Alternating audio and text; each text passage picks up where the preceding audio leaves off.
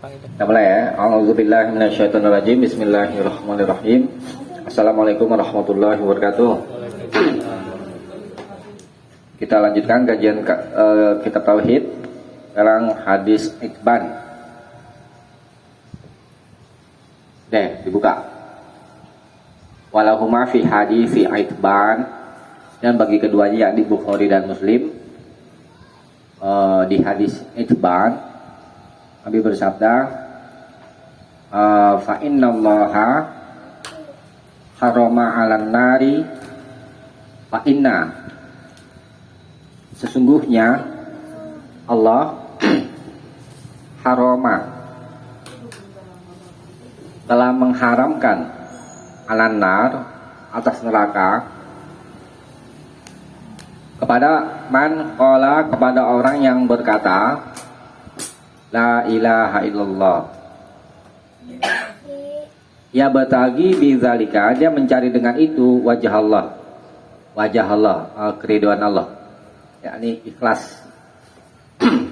Jadi ini janji dari Allah, siapa saja yang mengucapkan kalimat tauhid yakni la ilaha illallah, ya, yang lalu sudah kita bahas, bersaksi dengan kalimat tauhid ini yakni dengan ilmu, yakin dan amal yang diiringi dengan ikhlas. Di sini ya batagi bidzalika, dia mencari dengan itu, dengan kalimat la ilaha illallah, wajah Allah, keridhaan Allah, yakni maknanya ikhlas.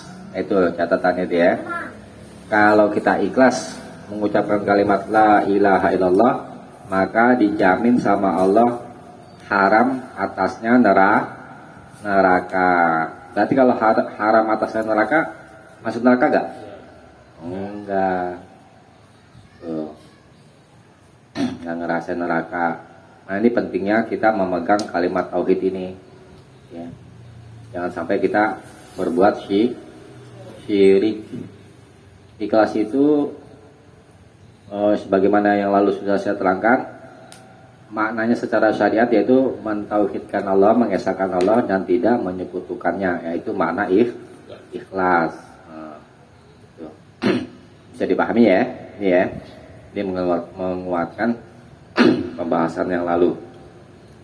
Nah, yang bisa kita ambil pelajaran dari hadis ini diantaranya keutamaan tauhid. Keutamaan tauhid yaitu bisa menyelamatkan seseorang dari neraka dan menghapus semua dosa-dosa. Siapa yang manusia nggak punya dosa? Manusia tempatnya berbuat dosa. Tapi kok di sini Allah haramkan neraka? Nah, itu tauhid, utamaannya itu kalimat la ilaha illallah.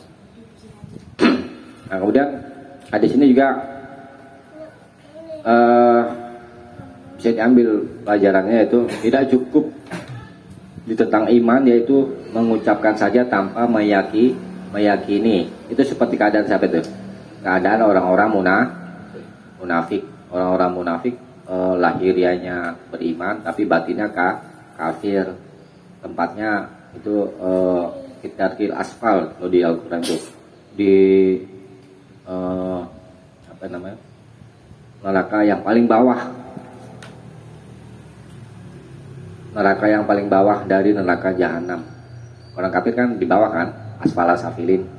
Tapi orang munafik yang paling bawah lagi, keraknya neraka deh, gitu deh.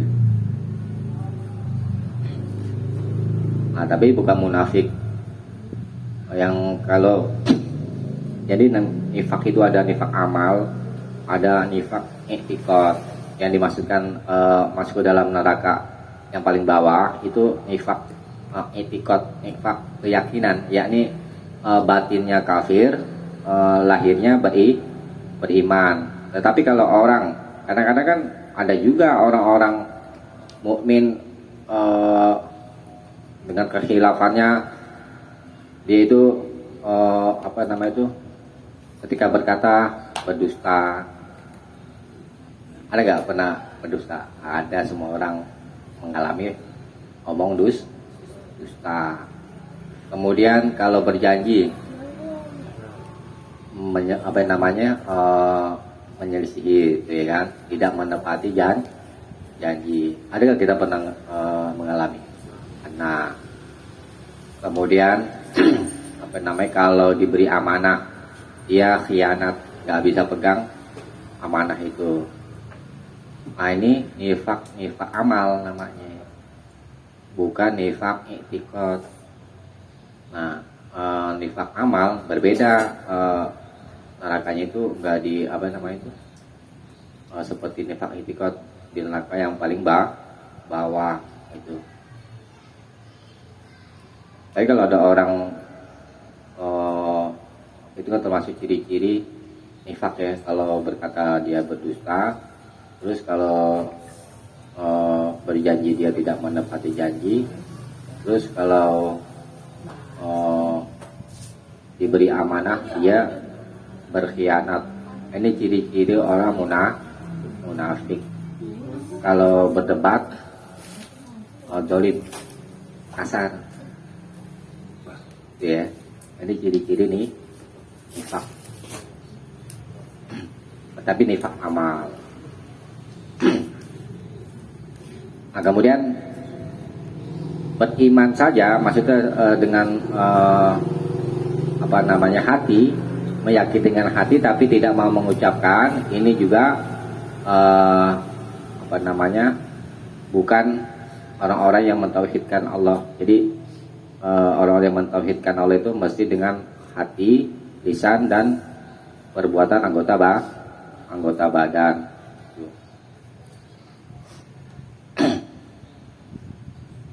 Kemudian amal soleh apapun itu tidak akan bermanfaat apabila dia itu tidak ikhlas dan tidak mengikuti contoh Nabi. Nah, ini ada dua syarat diterimanya ibadah. Pertama apa? Ikhlas, mencari ridha Allah. Kedua, mengikuti contoh Nabi. Ikhlas saja tanpa mengikuti contoh Nabi nggak diterima amalnya. Kemudian mengikuti contoh Nabi tapi nggak ikhlas juga nggak diterima. Contoh misalnya nih, sholat subuh berapa rakaat? 2. Sesuai kan dengan yang diperintah Nabi kan? Kita kerjakan sholat subuh itu, tapi dia ingin dilihat orang, diterima gak? Enggak. Nah kemudian sholat subuh udah ikhlas mencari ridha Allah, ikhlas seikhlas-ikhlasnya, tetapi sholatnya 3 rakaat, diterima gak? Enggak. Jadi syarat diterima ibadah harus 2, mencakup 2 ini. Ikhlas dan mengikuti contoh Nabi ya.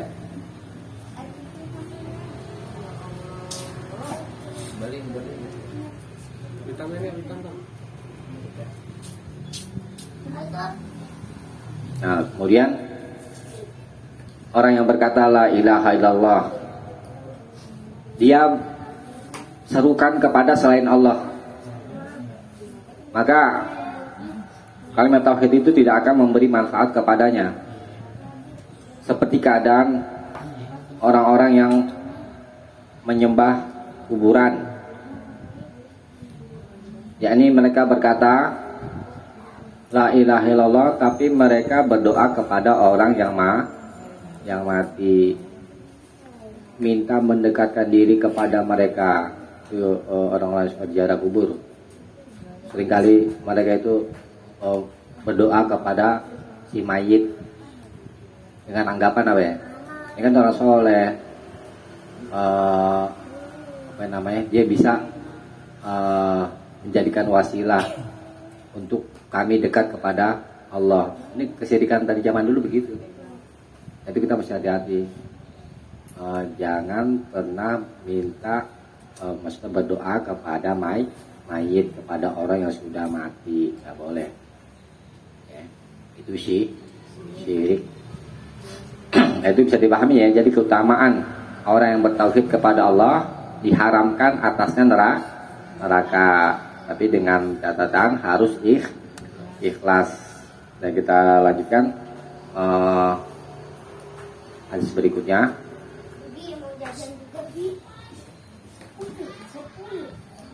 Hadis berikutnya wa'an Abi Sa'id Al-Khudri, dan dari Abu Sa'id Al-Khudri radhiyallahu an, semoga Allah meridhoinya, anna Nabiya sallallahu alaihi wasallam, bahwa Nabi sallallahu alaihi wasallam qala, bersabda, qala Musa, telah berkata Musa, ya Rabb, wahai Tuhanku, alimni, ajarkanlah kepadaku, syai'an, sesuatu, yang azkuruka, aku dapat berzikir kepadamu, wa ad'uka bih, dan aku dapat berdoa kepadamu dengannya. Qala Allah berfirman, kul, katakanlah ya Musa, katakanlah wahai Musa, la ilaha illallah, tidak ada Tuhan yang berhak disembah yang benar melainkan Allah. Qala, Nabi Musa berkata, ya Rabb, wahai Tuhanku, kullu ibadika, setiap hambamu, yaquluna hadza, mengatakan ini. Qala, Allah berfirman, ya Musa, wahai Musa, lau annas samawati sab'a, kalau anna bahwa as-samawat, langit, as-sab'a yang 7, wa amirahunna, dan penghuninya, ghairi, selainku, wal arodina as-sab'a, dan bumi yang 7, fit kifatin, di dalam satu kifah. Kifah itu piringan neraca, timbangan. Ini kan ada timbangan, ada 2 kan. Ini piringan ya, disebut kifah ya. Wala ilaha illallah fi kifatin, dan kalimat la ilaha illallah fi kifatin di dalam satu piringan neraca, timbangan, malat bihinna la ilaha illallah, pasti kalimat la ilaha illallah malat bihinna, akan condong dengannya. Rawahu Ibnu Hibban, diriwayatkan oleh Ibnu Hibban, Al-Hakim, dan Imam Al-Hakim, wa shahahahu, dan dia telah mengesahkannya. Hadisnya sah. Maksudnya di sini Nabi menceritakan tentang dialog Nabi Musa dengan Allah. Nabi Musa minta diajarkan sesuatu yang Nabi bisa berzikir kepada Allah dan berdoa. Jadi zikirnya itu dijadikan sebagai wasilah untuk berdoa, sehingga bisa dikabulkan doa itu. Nah, itu. Kemudian Allah katakan la ilaha illallah. Ini zikirnya. Zikir, kamu berzikir dengan kalimat la ilaha illallah, dan kamu bisa jadikan sebagai wasilah dikabulkannya doa. Habis zikir la ilaha illallah, kemudian berdoa kepada Allah, begitu maksudnya. Nah, tapi Musa mau yang lain, gak mau sama. Dia katakan, qala, Nabi Musa katakan, ya Rabb, wahai Tuhanku, kullu ibadik, setiap hambamu yaquluna hadza, mengatakan yang ini. Nggak mau yang umum, maunya yang khusus gitu. Allah berfirman, ya Musa, wahai Musa, lau annas samawati sab'a, kalau sesungguhnya langit yang 7 beserta penghuninya selainku. Nah, ini dulu kita bahas. Berarti di sini langit ada berapa ya? Ada 7 lapis. Nah, dan di langit juga ada penghuninya. Ya. Penghuni siapa? Para malaikat. Ya, yang berakal dan lainnya. Kemudian ghairi, selainku. Nah, lafaz ghairi ini, bahwa langit yang 7 dan penghuninya selainku, ini menunjukkan langit, Allah berada di langit, di arsy, ya. Nah, kemudian wal aradina sab'a, dan bumi yang 7.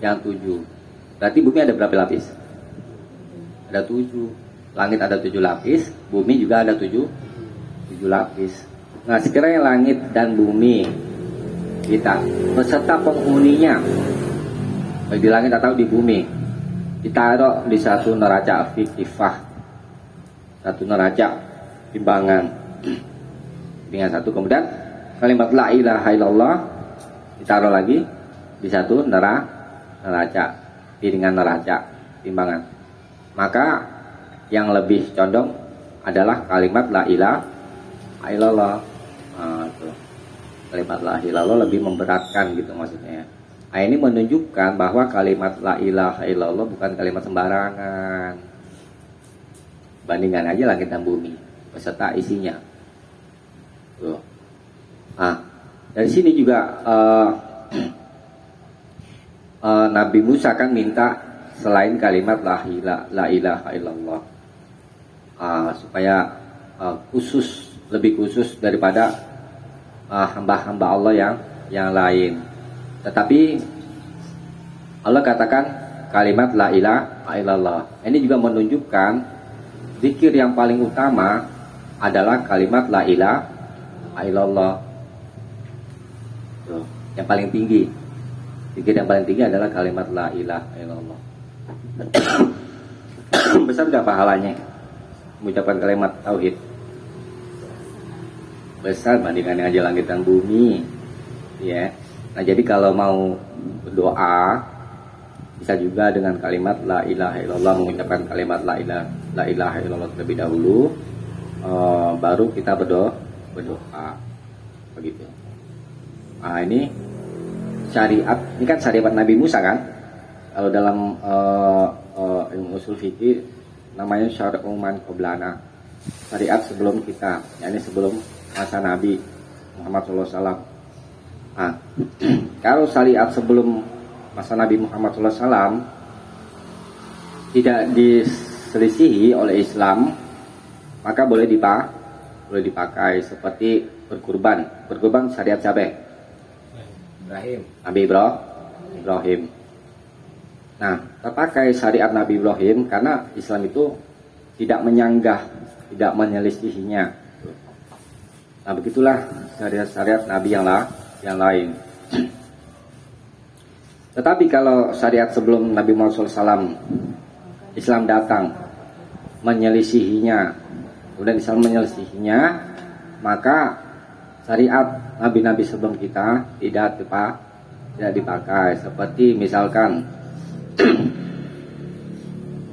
pada masa Nabi Musa, taubatnya itu bunuh diri, kayak tapi kalau di zaman kita Yakuza ya, Al-Kiri deh namanya. Itu kelompok Yakuza bang. Grup geng. Al-Kiri apa? Al-Kiri namanya bunuh diri. Nah, itu urusan mereka lah, ya kan? Jadi taubatnya orang Islam tidak boleh dilakukan dengan bunuh diri karena Islam itu menyelisihi, nggak boleh. Kalau orang bunuh diri itu di hadis itu masuk ke dalam neraka. Ya, sesusah-susahnya kita, sesusah apa kita, jangan pernah putus asa, apalagi sampai bunuh diri. Ya. Nah, jadi kalimat la ilaha illallah ini zikir yang paling utama.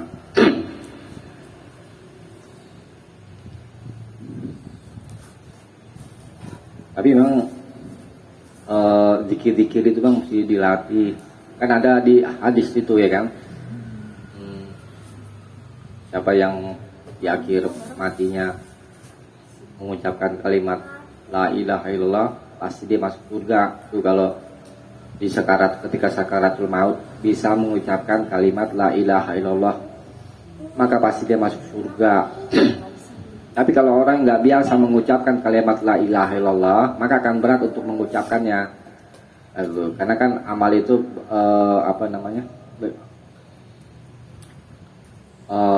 di penghujung hayat itu bergantung kepada kebiasaan seseorang. Ya.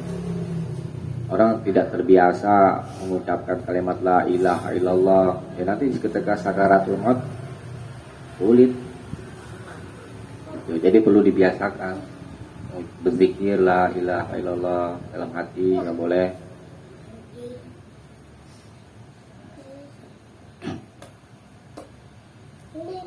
Nah, kemudian ada orang berzikir dengan kalimat Allah, Allah, Allah, Allah.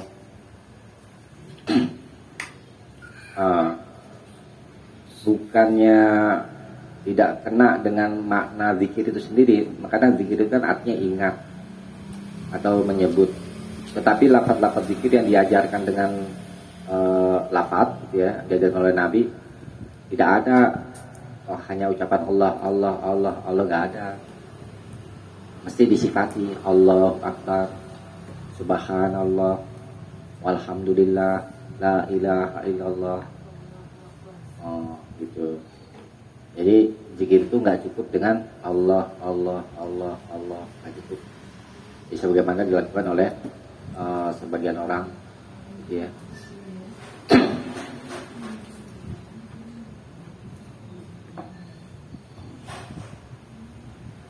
Nah, kita simpulkan faedah dari hadis ini. Pertama, besarnya keutamaan kalimat la ilaha illallah, di mana terkandung di dalamnya kalimat tauhid dan ikhlas. Kemudian hadis ini juga menerangkan keutamaan Nabi Musa alaihi wasallam dan kesungguhannya untuk mendekatkan diri kepada Allah.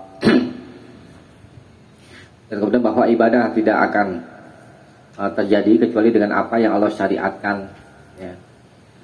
Boleh manusia itu mengadakan dalam urusan ibadah. Kalau mengadakan dalam urusan ibadah namanya apa itu? Nih, mengadakan dalam urusan ibadah. Iya. Yeah. Kalau ibadah dari perintahnya dari Allah dan Rasul. Kalau nggak ada perintah dari Allah dan Rasul jangan dikerjain. Kalau dikerjain namanya bid'ah. Kemudian dari hadis ini juga menunjukkan adanya mizan amal. Nanti kan amal-amal manusia itu ditimbang. Ya. Deh, itu faedahnya diantaranya. Nah, sekarang hadis berikutnya. Oleh Tirmidzi dan bagi Imam At-Tirmidzi wa hasanahu, dan Imam Tirmidzi menghasankannya an Anasin radhiyallahu an, semoga Allah meridhoinya. Sami'atu Rasulullah sallallahu alaihi wasallam. Aku pernah mendengar Rasulullah sallallahu alaihi wasallam yaqul, bersabda, qala Allah taala, Allah taala berfirman. Kalau ada Nabi bersabda kemudian Nabi sandarkan lagi kepada Allah, ini namanya hadits qudsi. Ya. Allah Ta'ala berfirman, ya bena Adam, wahai anak cucu Adam, lau ataitani bi qurabil ard khotoya, kalau ataitani engkau datang kepadaku bi qurabil ardi, dengan membawa sepenuh bumi khotoya, dosa, summa laqitani, kemudian engkau menemuiku la tusyrik bi syai'an, dalam keadaan engkau tidak menyekutukanku dengan sesuatu apapun, la ataituka bi qurabiha maghfirah, la ataituka, pasti aku akan datang kepadamu bi qurabiha, dengan sepenuhnya juga apa? Maghfiratan, ampunan. Nih orang-orang yang berputus asa dari rahmat Allah, beranggapan kalau mau tobat dia merasa dosanya udah banyak, ya, terus merasa nggak diampuni sama Allah. Nah ini jawabannya. Allah Ta'ala berfirman, kalau kamu datang kepadaku dengan membawa sepenuh bumi dosanya sepenuh bumi. Jadi katakan aja langit dan bumi. Banyak kan? Summalah kita nih, kemudian kau menemuiku menemukan di mana nih? Ketemu Allah di mana? Di akhir. Kamu bilang di dunia. Ala tusyrik bi. Ini syaratnya. Kamu tidak menyekutukanku dengan sesuatu apapun. Nah, jadi besarnya dosa kita di dunia ini yang pernah kita lakukan, tetapi kita tidak menyekutukan Allah dengan sesuatu apapun, maka ini janji Allah, la ataituka biqurabiha, pasti aku akan datang kepadamu sepenuhnya juga maghfiratan, ampunan. Coba kalau kita pahami dari hadis ini, orang misalkan katakan ya, sebagai contoh aja, dia cuma yakin aja sama Allah, tidak ada Tuhan selain Allah, tapi dia selalu berbuat dosa di muka bumi, ya, nggak pernah sholat dan yang lain-lainnya, ibadah-ibadah yang lain, tapi dia nggak menyekutukan Allah. Diampuni nggak dosanya? Diampuni berdasarkan hadis ini, gitu, ya. Nah itu. Tetapi kalimat la ilaha illallah juga memiliki tuntutan, gitu ya kan? Ya kalau lo perintah, ya kita kerjakan, gitu. Insya Allah kalau orang tauhidnya benar, meyakini Allah dan Rasulnya dengan benar, dia bersaksi syahadatnya juga benar, pasti dia akan kerjakan segala perintah Allah dan jauhi larangan. Nah ini jadi perhatian buat kita, ketika kita berbuat dosa, ya manusia pasti ada berbuat dosa, bersegeralah minta ampunan Allah, ya, karena penulis kitab ini di kitab Ushul Salasah katakan kunci kebahagiaan itu ada 3, kata beliau rahimahullah. Kalau kamu senang, kamu bersyukur. Kalau kamu susah, kamu bersabar. Kalau kamu berbuat dosa, maka segera mohon ampun. Itu kalau mau jadi orang yang bahagia.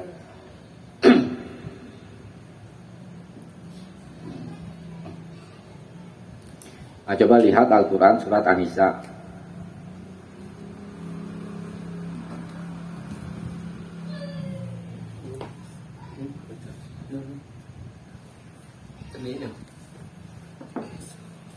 Nih, dek, Mami mau.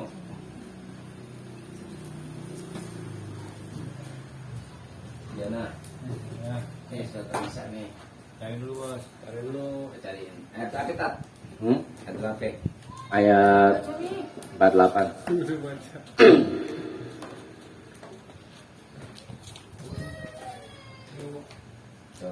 Innallaha la yaghfiru. Ayat berapa? 48.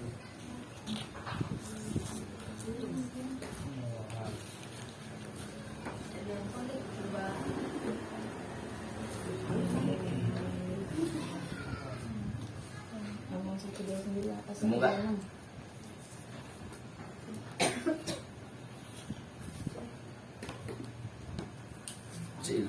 Ica aja baca Cak. Saya sekali-kali. Baca tahu dulu. Auzubillahi minasyaitonir rajim. Lalu Cak. Lalu. Nasi nih. Lo Bang. Jangan malu-maluin Abang Ipar lo.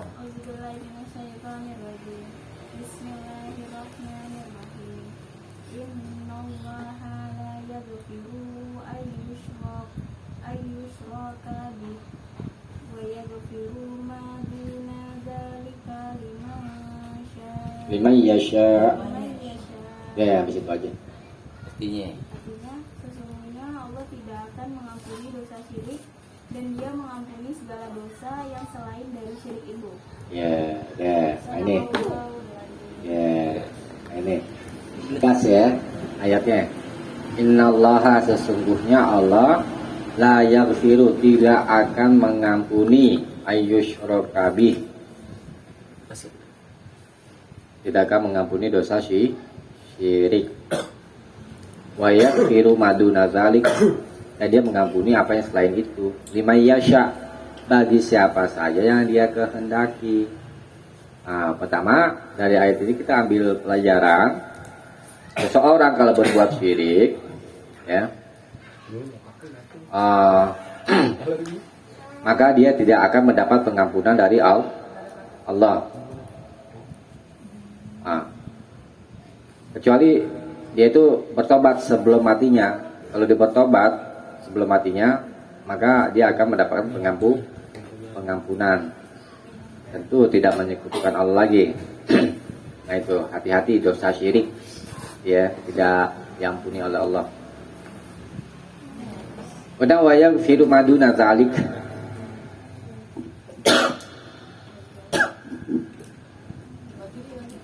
dan dia Allah akan mengampuni apa saja dari dosa, maksudnya duna zalik, selain itu. Selain apa?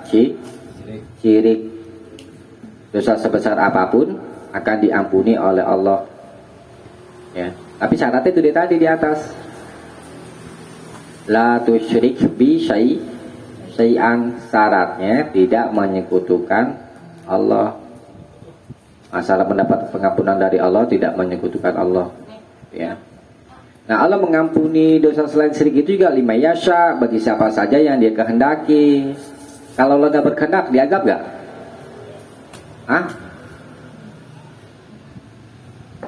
Dianggap gak? Ini kan lima yasha, bagi siapa saja yang Allah kehendaki. Allah mengampuni dosa selain syirik bagi siapa yang Allah kehendaki. Kalau Allah tidak berkehendak, dianggap gak? Dianggap. Jangan anggap remeh perbuatan dosa, karena semua kembali kepada kehendak Allah. Kalau Allah berkehendak, jadi adab dulu tuh orang, gitu. Terus kalau Allah berkehendak juga, maka Allah tidak mengadab sama sekali, gitu. Jadi semua kembali kepada kehendak Allah. Nah, dari sini sebagai bantahan bagi kelompok Khawarij. Kelompok Khawarij mereka mengatakan orang-orang yang berbuat dosa besar mereka kafir, ya. Dosa-dosa besar selain syirik. Orang-orang Khawarij mengatakan siapa saja mengerjakan dosa besar maka dia kafir. Nah, ini sebagai bantahan. Kan Allah ampuni juga, ya kan? Tapi bagi siapa saja yang Allah kehendaki. Nah, kita simpulkan saja. Jadi perlu jadi perhatian buat kita menjaga diri dari menyekutukan Allah dengan sesuatu apapun. Tentu dari sini kan kita mesti tahu mana macam-macam syirik. Kalau nggak tahu macam-macam syirik, nanti yang ada kita malah terjerat ke dalam kesyirikan. Nanti pentingnya kita belajar, tahu. Kali ini baru menjelaskan tentang keutamaan mentauhidkan Allah. Itu. Kemudian dosa apapun Allah akan ampuni selama dia tidak berbuat syirik. Kalau masih berbuat syirik, mohon ampun sama Allah, tapi masih berbuat syirik, diampuni enggak? Enggak. Masih orang, misalkan contoh, udah sholat ke masjid tapi masih punya jimat, misalnya contoh, diterima enggak tuh sholatnya? Enggak diterima. Syarat diterima ibadah apa? Ikhlas, mengesahkan Allah dan tidak menyekutukannya. Tuh, macam-macam syirik. Ini kayak tadi nih, apa namanya? Yang dikasih kalung. Ayo. Suwuk. Namanya apa? Yang hitam ya? Iya. Untuk apa itu? Tujuannya? Ya biar nggak cengeng, Biar nggak digangguin, menolak bala, tuh ya kan? Menolak bala, dia beranggapan, apa namanya tadi? Suwuknya itu bisa mendatangkan manfaat dan bisa menolak mudorot. Nah, ini satu kesyirikan. yang bisa memberi manfaat dan menolak mudarat itu hanya Allah. Kalau kita yakin kepada sesuatu benda mati itu yang bisa menolak manfaat dan mudarat, ya kan, kita yakini, maka kita terjerat pada kesyirikan. Banyak orang nggak tahu, ya kan. Itu perkara yang biasa dinilai biasa-biasa aja di masyarakat, padahal masuk dosa yang besar. Iyalah. Emangnya pentingnya kita belajar supaya tahu, itu kan. Sehingga nggak terjerat ke dalam kesyirikan. Itu kan termasuk jimat juga hitungannya. Bangle, bangle. Nah, ini ada apa ini? Kalau ngambil kasih bangle, niki. Supaya apa itu? Supaya menolak itu. Ya udah sama aja, membawakan kayak macamnya mau apa siapa kayak gitu ya kan. Nggak boleh. Nah, kemudian dari hadis ini juga menetapkan adanya hari kebangkitan, hisab, dan hari pembalasan.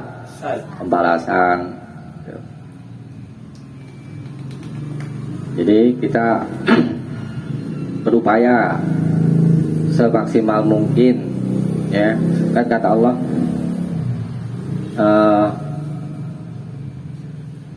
ya ayyuhalladzina amanu taqullaha haqqa tuqatih wa la tamutunna illa wa antum muslimun.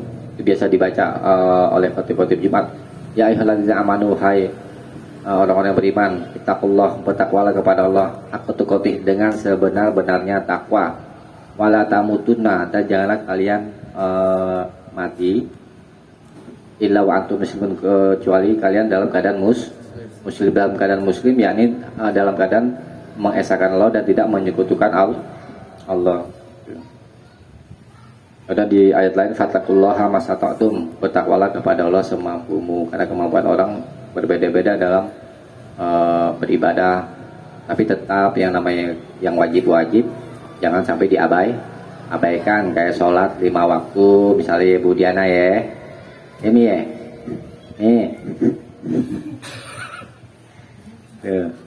ya sholat 5 waktu jangan ditinggalkan.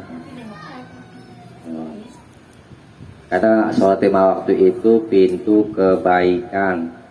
Kalau soalnya tiang agama ya kan, tiang agama ibarat rumah, kalau nggak ada tiangnya runtuh, nggak aman dari bahaya, nanti binatang-binatang buas masuk ke dalam rumah. Nah, sampai situ selesai tentang pembahasan keutamaan tauhid dan apa saja yang menghapus dari dosa-dosa. Dengan bertauhid kepada Allah, maka akan diampuni dosa-dosa. Habis ini dulu deh. Ada yang mau nanya, silakan. Kita tutup dulu. Subhanakallahumma wa bihamdik, asyhadu an la ilaha illa anta, astaghfiruka wa atubu ilaik. Assalamualaikum warahmatullahi wabarakatuh. Waalaikumsalam warahmatullahi wabarakatuh.